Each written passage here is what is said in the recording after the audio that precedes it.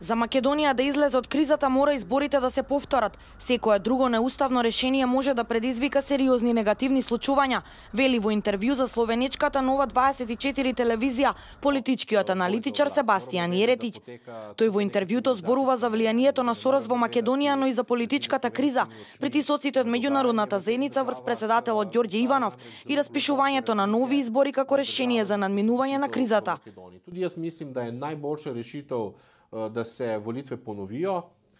Приложност е да се седа издружио за локалними, намреч конец априла, зачеток маја би морали бити у Македонија редне локални волитве, па нису биле расписане равно заради те тренутне политичne кризе и веројатно би било рес најболје да се поновно прештејаjo политичne странке и да се парламентарne волитве понови, предусем заради тега, kot sem rekel, ker so rezultati lanskih volitev jasni. Zmagal je gospod Gruevski in zmagal je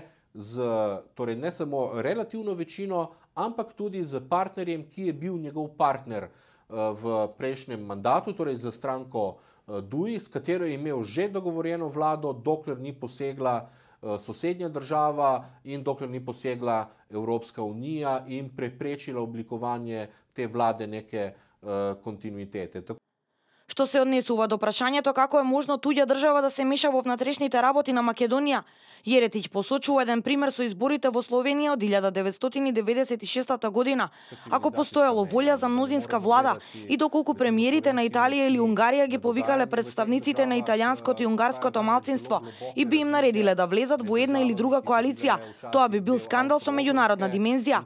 Но тоа се случи во Македонија, вели Јеретиќ, и тоа е причина повеќе што председателот Иванов не сака да му го додели мандатот на Заев, иако има собрано потписи од албанците и би можел да состави влада, но не сака да дозволи бидејќи соседна држава се меша во составувањето на влада во една суверена држава. Не го разбирам притисокот на Европската унија која бара од Иванов да не го крши уставот, затоа што не сака да го додели мандатот, дециде на политичкиот аналитичар.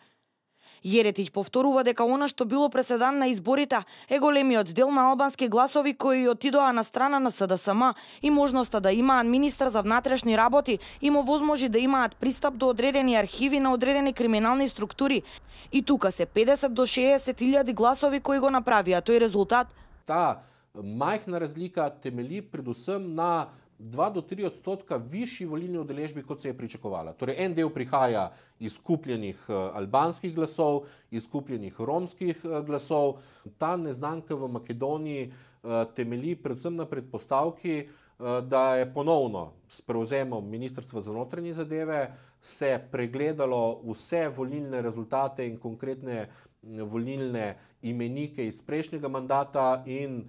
z mikrotargetingom, dajmo reči, startalo na vse abstinente. In da se je dodatno pripeljalo tista 2 do 3% volilne udeležbe, ki so bili presenetljivi in da se je s tem dosegel nekako maksimum, ki ga je Zaev lahko dosegel. Zato pri ponovljenih volitvah večina analitikov pričakuje ne samo, da bo Gruevski ponovil zmago, ampak da jo bo ponovil tudi z dosti večjo razliko, kar bi potem mogoče bil že dovolj velik pritisk tudi na stranko DUI, torej tradicionalnega partnerja, oziroma njihov izgovor, da rečejo Tirani ne in da grejo kljub vsemu v nadaljevanje vlade, ki je ne naredila veliko samo za Makedonijo, ampak še posebej tudi za